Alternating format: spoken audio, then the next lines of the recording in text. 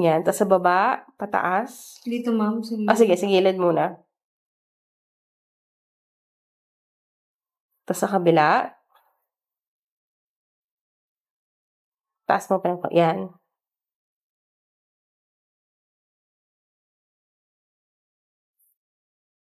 Tandaan niyo ha, pag sa clients, hindi natin naiikot yung kamay nila.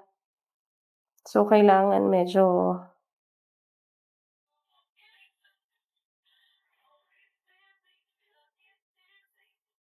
o, 'di ba? Mas nadalian ka na.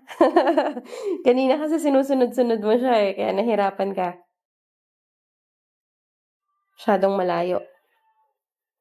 Pero sige, okay lang.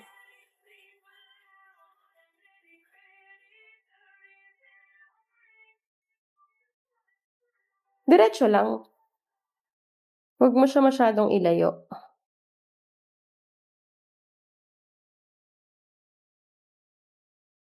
Okay, better.